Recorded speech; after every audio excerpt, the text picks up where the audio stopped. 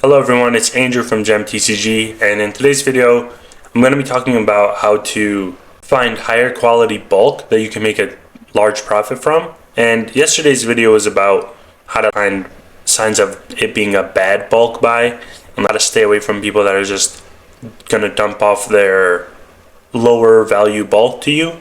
So this video will be kind of the opposite and how to find good deals.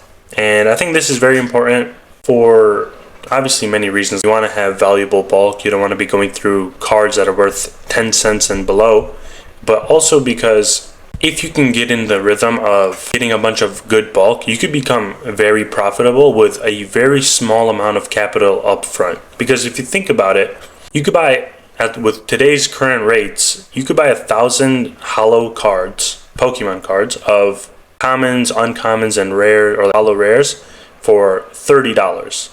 And you could then flip that for at least, assuming you sell it at 50 cents each, you could sell those for, you could turn that $30 investment into $500. And if sometimes even more, if you're selling some playable cards or some popular cards that you could sell on eBay, there's just so much profit to be made. And keeping your eye out for these 5 things that I'm going to be talking about today is very important. And the best one, I will be saving it for last because why not? And all the tips are good, but stick around for the last one because it is pretty helpful and very good to look for. So the first thing that you should be looking for when it comes to buying bulk is if it's a small quantity. So yesterday in the video about bad bulk, I mentioned that typically when people have very low quality bulk, they're selling off tens of thousands, hundreds of thousands of cards at a time because they know it's worthless. They just want to dump it off and get some money back and repeat their process. But if someone's coming to you and they have 1,000 cards or my sweet spot is 1 to probably 7,000 cards. Those are typically the best bulk purchases I've made, is when it's like that type of quantity. Because if you think about it, in order to acquire that many cards from simply opening packs is very expensive. And people that are just opening packs and keeping their bulk, they don't have enough. It's almost impossible to acquire tens of thousands or hundreds of thousands of bulk if you're just buying packs to open as a collector. So when you see these people with this small quantity of bulk, that typically means they are collectors and they're just opening packs for fun or for their hobby and collection, and then they just have this leftover bulk. So usually these people do not go through their bulk to look at the trainer cards that are valuable, because most people that are just collectors, they don't really play the game, so it's not like their understanding of what these trainers are worth. Because if you think about it, not everyone knows that this random Arvin card is going to be worth $2 to $3. They just see it as a trainer card, they think it's worth nothing, they just put it in their bulk. That is the most common thing. Unless you are aware of it, you're not going to know that. So look for the people with smaller quantities of bulk. And I know it sucks because it's buying 3,000 from this person and then 2,000 from this person.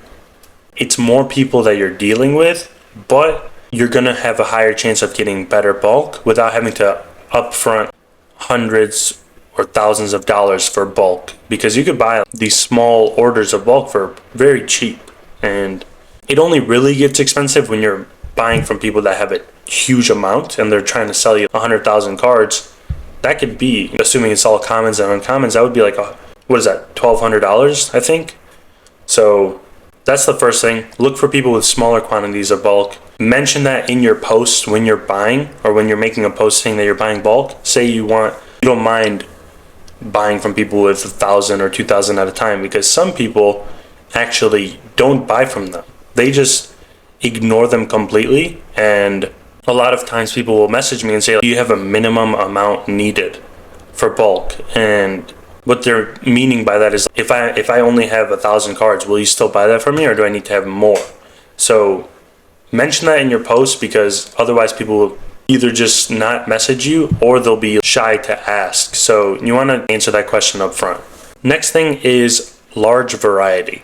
So I mentioned before that People that typically have lower quality bulk will only be selling you commons and uncommons. They're not going to be adding in hollows or ultra rares or anything like that. It's just going to be the very lowest rarity type. But when you see someone offering bulk and they have commons, uncommons, rares, hollow rares, they have a few EX cards in there, and they have some shiny vault cards and all that stuff, typically they are going to have, or there's going to be a higher chance of it being a better bulk buy if that's the case. Because if they're throwing in all this variety of stuff, that typically means they don't have a way to sell it themselves, so they just want to bulk it off, get some money back, clear up their inventory and their excess inventory, and to them it's worth it to just include it, make some extra money, than to sell it on its own. Because for the most part, most EX lower end ultra rare bulk, it's all going to be worth 50 cents to $1. And sure, they could go and sell it as singles, but most times it's easier for them to just include it in bulk. And there's two reasons why this is good. One is because if they don't have a means of selling their ultra rare bulk, then they most likely don't have a means of selling their playable trainer cards or their popular character hollow cards. So what that means is they will most likely have higher value in their bulk because they just don't have a way to sell it as singles. Two is because ultra rares, even if it's not a popular character, they are typically still going to sell because people need it for their collections, and they're more rare than commons and uncommons, so there's less competition. So those two reasons is why a large variety is very important. Next thing is if they are mentioning older sets in their bulk. So if you see them and they're saying, I'm just selling this bulk, it ranges from Sun and Moon to Scarlet Violet. That is usually a pretty good sign. It's not the most important thing, but if someone is including bulk that's older than Sword and Shield, typically there's a lot more room for profit. And I made a short form video the other day of how I uploaded 100 cards to TCG Automate, all Sun and Moon bulk, nothing actually valuable, but that 100 cards had a market price of $50. And it was reverse hollows, it wasn't just Sun and... Actually, no, I think it was actual non-hollow, common, uncommon Sun and Moon bulk. And it cost me not even $1 for that bulk, but it was worth $40 to $50 market price. And that's because it's so much older now that it's worth selling as singles, and the market price accounts for that. But when you're buying Sword and Shield and Scarlet Violet bulk, since it's so new, there's not as much room for profit because there's so much available. But if you see these people selling you bulk with Sun and Moon and XY era, there's a lot more room for profit, and again means that they probably don't have a way to sell it as singles, so they include it in their bulk because they're probably just trying to clear up space, get rid of it, whatever. And one thing I do want to mention though, when it comes to them mentioning older sets, is make sure they're selling near mint bulk, because this all works great if their bulk is actually near mint, but if they're saying it's older and it's moderately played or there's a bunch of scratches on them and all that stuff, ask up front so you don't have to deal with that once you receive it, because bulk is already hard to make a profit from if it's near mint and it's whatever type of bulk, low value. But if it's older and it's also lightly played and below, it's very hard to sell, or at least in my experience it is. So make sure you're asking the right questions so that you don't get burned on played bulk. And then the next thing is local deals. So I talk about this a lot on looking in local Facebook groups so that you could find collections from and bulk from. And this is a great one because when people are selling bulk locally, it's usually because they're not familiar with the whole shipping process. They don't want to learn about the shipping process because they don't want to deal with someone buying it online, having to pay fees and all that stuff. So they just want to sell it locally. So when you get offered bulk from a local person and someone in a local group, it's typically because it's maybe their first time selling bulk, or they just prefer to sell it in person.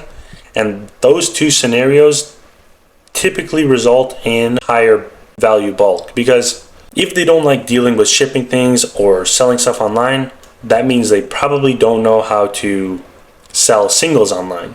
And these are all assumptions. Like a lot of the things I'm saying are assumptions, and they don't apply to every single person, but in general, they do apply to most people. So if someone is looking to sell stuff locally, that means they probably don't have experience selling things online. So that means there's a much higher chance that their bulk is not sifted through or anything taken out of it that's valuable besides what they personally collect. And that's a great play for getting trainer cards that are valuable, any type of ultra rare that's valuable, all that stuff. And these are great because a lot of people that are like this and collect just what they need for their collection and then they sell off the rest of it locally, they typically leave in a lot of good stuff that they don't like but is really valuable in the market. So definitely try to look at local deals if you want to find higher value bulk. And it's also easier because you don't have to deal with shipping. They can come to you, you get it right away, you pay them up front. It's a much smoother process most times. Obviously, don't deal with people being weird and try to meet at a public place if you can. And like me personally, I won't buy bulk locally unless it's at least, I would say, probably $50 or above. Probably even more. Maybe I'm being a little low on that number because meeting in person, I don't know why, it takes a lot of time. And to me, I'd rather have it being shipped to me than having to go meet up with someone and spend an hour driving or whatever. But if you can meet close to where you are or find a way to get it locally, maybe at a card show or whatever, that's a very good route. So use that however you prefer.